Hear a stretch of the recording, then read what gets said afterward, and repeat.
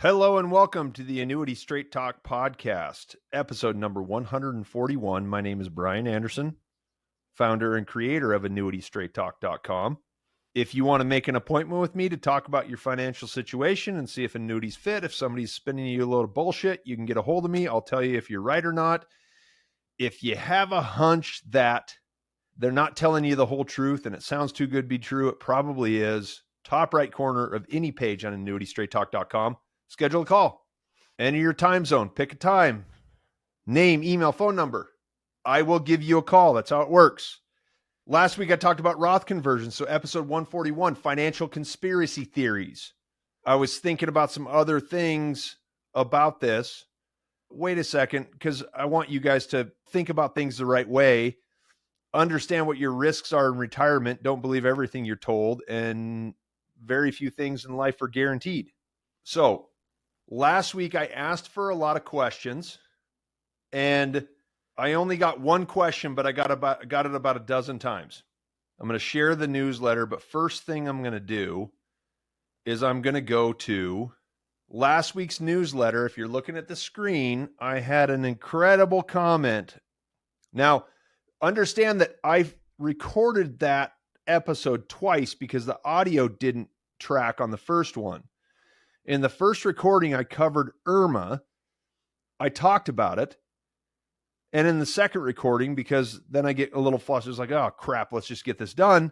And then I forgot, I rolled over it. Now, it didn't get as much coverage as it deserved, but a client, guy I've done business with, we go way back, 8-9 years, astutely pointed out first and made a comment on the website. He sums it up.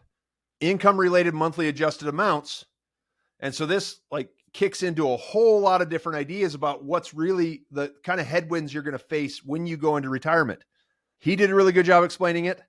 It's on the website, last week's newsletter, Roth conversions. You can go look at it. He's going to tell you, I didn't feel like I needed to write it again. So back to this newsletter. Financial conspiracy theories, IRMAA, Social Security, and Roth IRAs. Here's what it is. So the IRMAA is, it hits you when you make too much money. I didn't hear about it a whole lot until just a few years ago. Then a lot of people are coming. It's like, well, I got hit with IRMAA, income-related monthly adjusted amount. What happens is if you make over a certain amount of money, then you've got to pay extra for Medicare. So it's not free for everyone. Some people have to pay for it. I call it a means test. If you make enough money, then you got to pay for Medicare. It was supposed to be free, but it's not.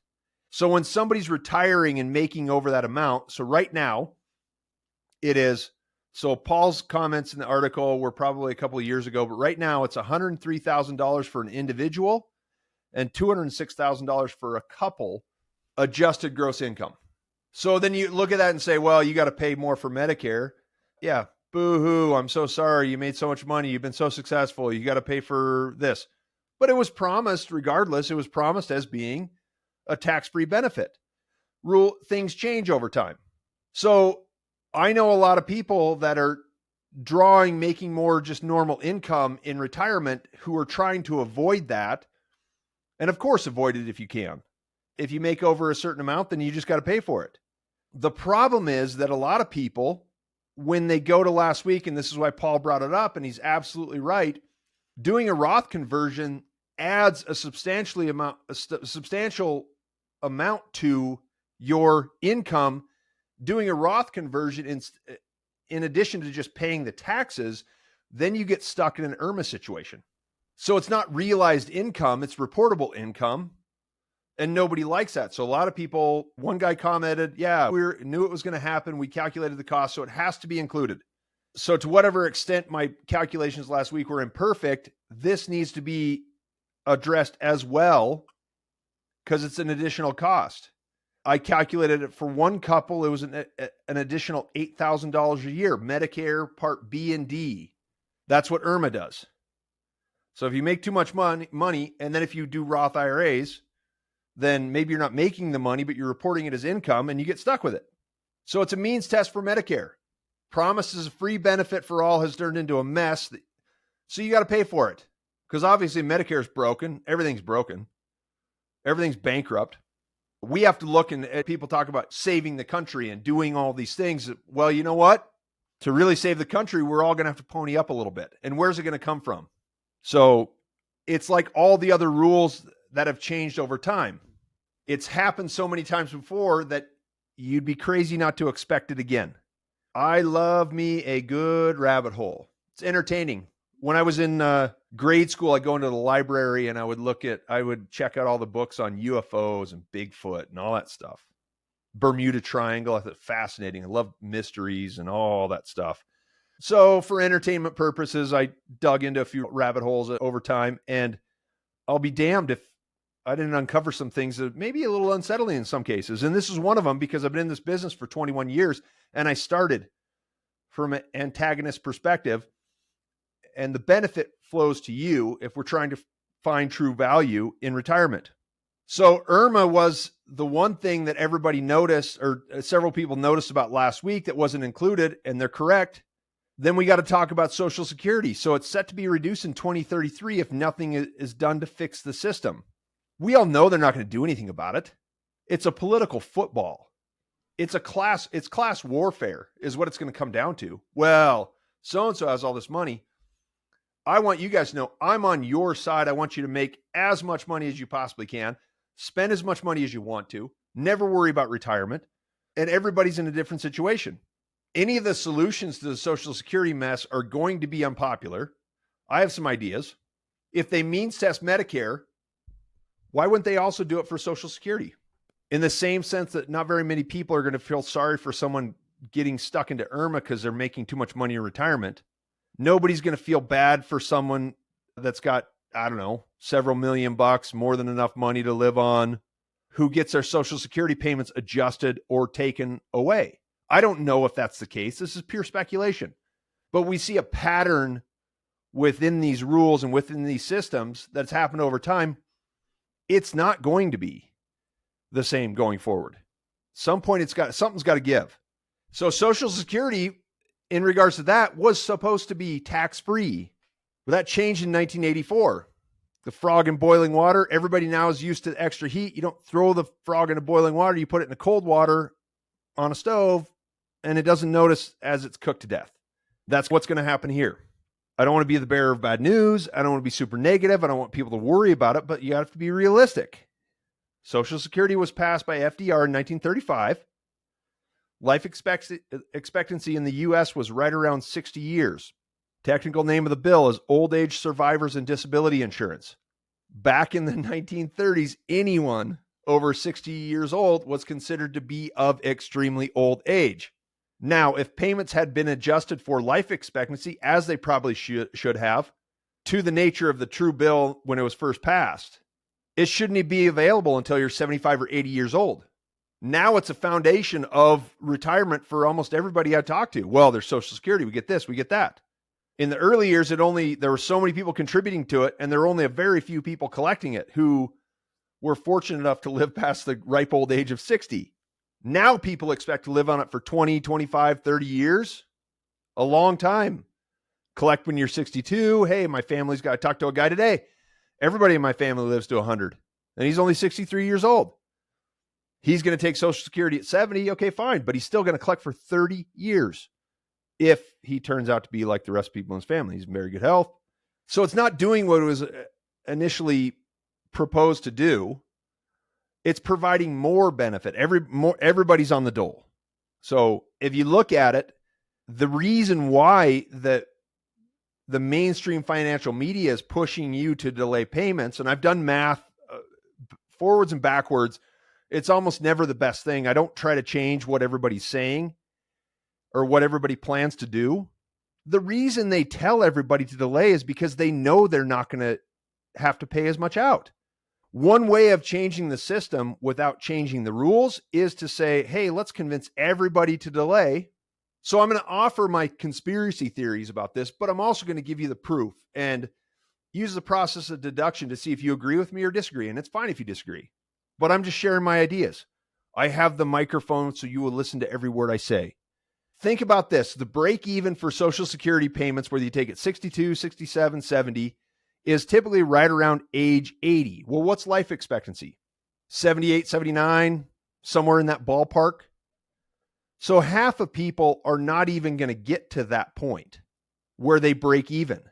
And then half of people, and then once you get past where half of the people are supposed to die, then the other half drops off a lot more rapidly than it did leading up to that point. Okay. Where's life expectancy?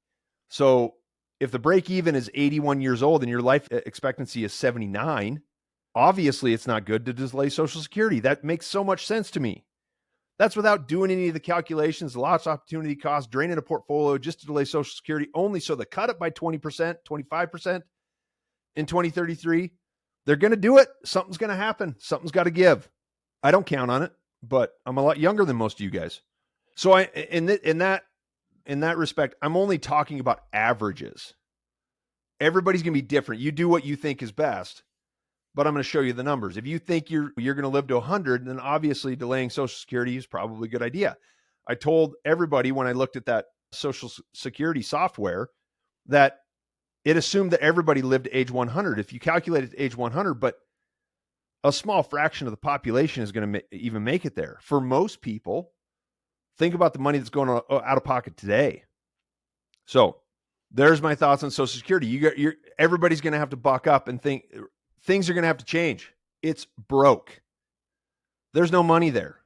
And there's far fewer people paying into the system. You guys know the younger generations don't want to go to work, right? That's why they're having all the protests on college campuses, a bunch of spoiled brats at Ivy League colleges, getting a liberal arts degree, no job prospects, all that stuff. That's who you rely on, like it or not. So Roth IRAs, that's the next hot topic that I don't necessarily trust. I'm going to give you my reasons for doing it. I'm not saying don't be in a Roth IRA, but consider all this. It seems like a good deal, like everything in the past.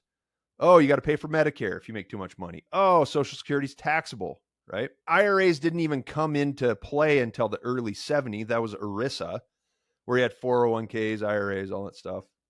It's relatively new stuff. And I think it's funny, and I'm going to tell everybody, this is publicly now, I don't do an IRA. And people say, why don't you do an IRA? Because I have to help you guys figure out all the BS that goes along with it and all the rules you got to follow just to deal with it in retirement. I decided a long time ago I would never do it. And maybe one day I'll do a podcast. Hey, here's my financial plan. I'll share it with you guys. It doesn't matter to me. But I do non-qualified investments, real estate, life insurance, precious metals, bank accounts, right? And I'm investing in my business as well. So I talked about Roth conversions last week. So everybody think I'm crazy. My ex-wife thought I was crazy. When did you become such a conspiracy? Well, I've been contrarian my entire career, my entire life. This goes way back to my athletic career in college. And it worked out for me. So I decided to stay on that track. And if you guys think I'm nuts, go ahead. That's fine. I don't think it's right to go full force into a Roth conversion. I think it costs too much. Best case, it's a wash in most situations. Doesn't mean it's not possible. Doesn't mean you shouldn't do small amounts here and there. But what I looked at last week, and I don't think like you had a couple that was going to do massive conversions, and it was 6 of one, half a dozen of the other.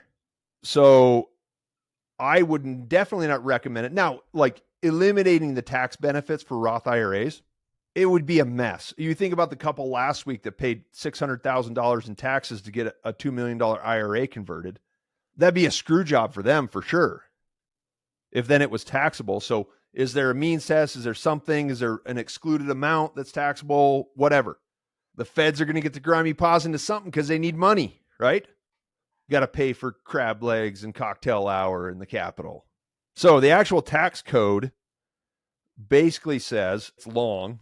I got it up here on the sheet. I'm not going to pull it up, but it says you don't get a deduction for contributions, and any distributions are not includable in gross income for taxes. It doesn't say it's tax-free, but you interpret it as that. So it's a small change in the wording that can potentially create the difference. And when you look at that, you have to wonder, is there a door open for Roth IRAs to be taxable? I don't know. I'm supposing a few things. So my best evidence for this is last year I processed my first death claim on an annuity. Poor guy, really nice guy. He passed away within his first year, right?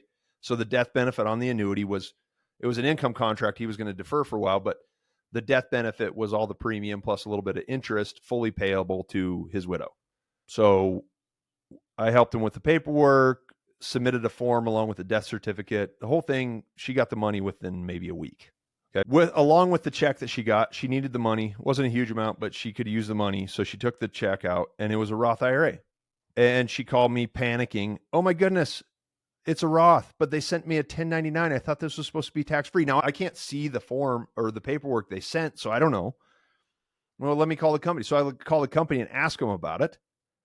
And the rep at the insurance company said, well, if you look at the document, which I couldn't see, you look at the document, it says 0% taxable, but we're required to send a 1099 anyway. 1099 is what you get for interest income, bank, dividends, or an IRA distribution, get a 1099. So right now, I would say that the taxable rate is currently 0, but it's already in the works to be included because they're tracking distributions of Roth. If like truly tax-free is like, give me something you don't track. Well, they're tracking that. And who knows how small a change. Does it take an act of Congress? Does it take legislation? Or do they just go in there and change the rules? They change a sentence. I don't know. That's why I say don't sell out to do a Roth conversion because you never know. And I wouldn't trust them. So this is not meant to scare anyone. I like a good conspiracy theory. Share yours with me.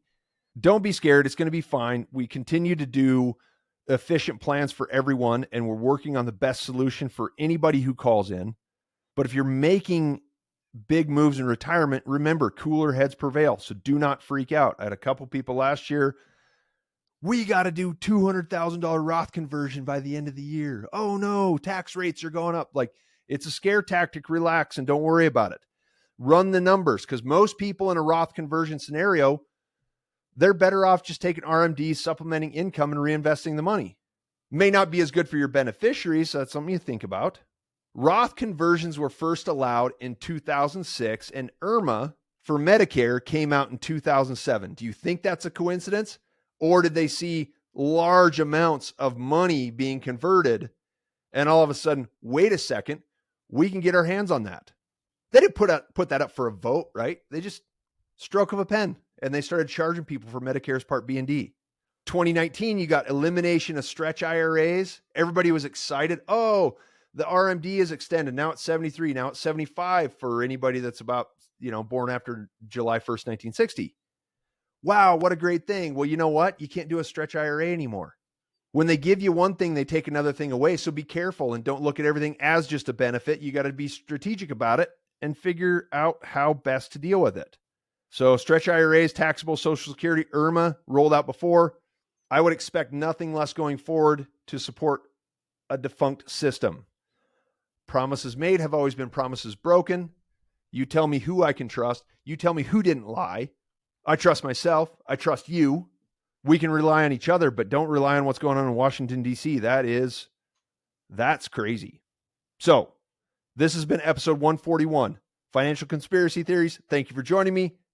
Thank you for letting me blow smoke on this. I enjoy it. Tell me about your favorite ones. You want to make an appointment and talk about it, top right corner of any page on annuitystraighttalk.com. Give me the thumbs up on YouTube or like it, comment on the newsletter, share your thoughts, and it will allow me to sharpen my blades and provide better information going forward. So you guys have a wonderful day. I will see you next week for episode 142. Okay, bye.